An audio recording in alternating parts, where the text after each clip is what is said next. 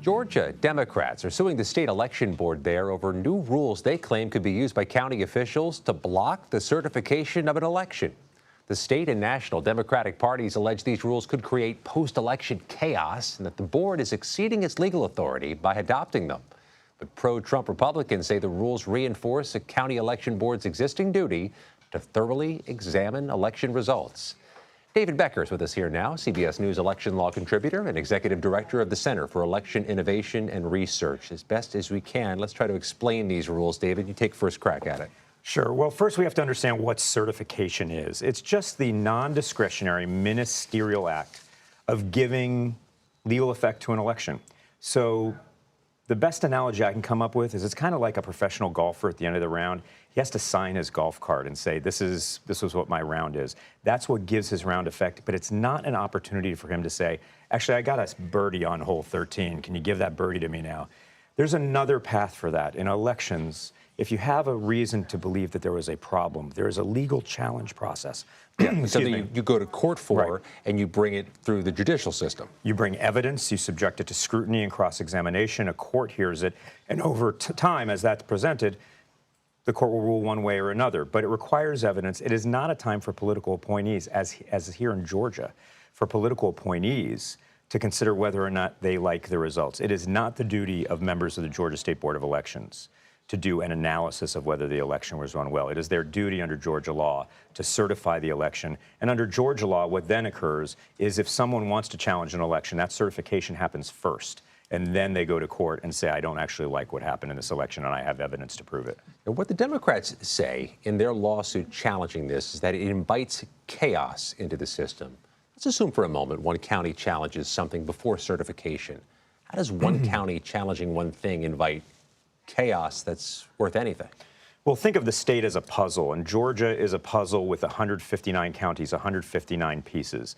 And if one of those counties refuses to certify, it's impossible for the state as a whole to certify the entire statewide election results.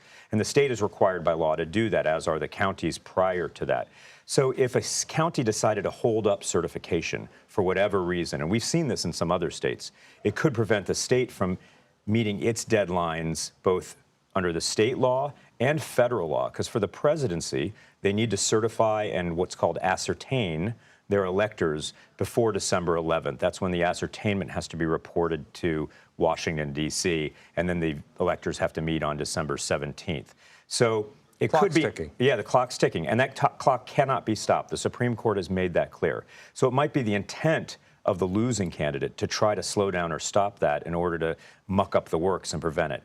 I'll also say, though, I have a lot of confidence that that won't happen. In Georgia and elsewhere, there are people who take their responsibilities very seriously. Governor Kemp has said that he will certify the results accurately. Secretary Raffensperger has already shown that they both have already shown that they will follow the law and respect the will of Georgia's voters. So they have this lawsuit filed with the support of the vice president's campaign. How do you see a lawsuit of this sort playing out? This all feels like we're in uncharted territories, and this all feels very novel. Yeah, right now it is kind of novel. We've never really seen an attack on the mechanics of election certification like this before. We saw it a little bit in 2020. We were wondering whether or not, for instance, the Michigan State Board of Canvassers was going to certify. They did. One of the two Republican members certified it, creating a majority. We've seen at the county level in states like New Mexico, Arizona, Nevada, Michigan, and elsewhere, where there have been county efforts to deny certification in other elections, but we've never seen this on this kind of scale where it's been attacked statewide and in multiple states in advance of a presidential election. This is going to be a matter of state law. I think Georgia state law is very clear, as is every state's law. Certification is just a non-discretionary ministerial act.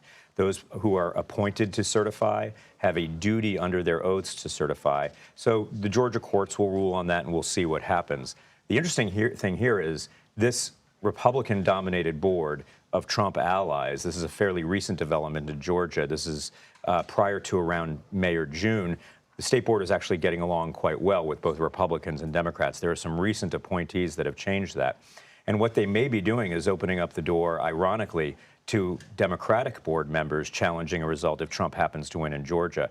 And remember, there are Democratic members of the board in every county and on the state board. They've opened up a potential Pandora's box here. We noted also that 3 of those board members who voted this rule change into place were shouted out by former President Trump at a rally in Atlanta.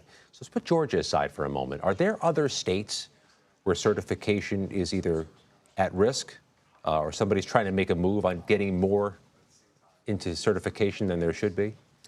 I don't know of any other states where this is being done at the state level like as in Georgia, but we are seeing this at the county level in a whole bunch of states. And I should say, when you've got political appointees who have a sworn legal duty to perform an important ministerial role in an election like certification, I have never heard in any state of those kinds of appointees even attending a political rally like that rally, let alone allowing themselves to be called out and supported by name.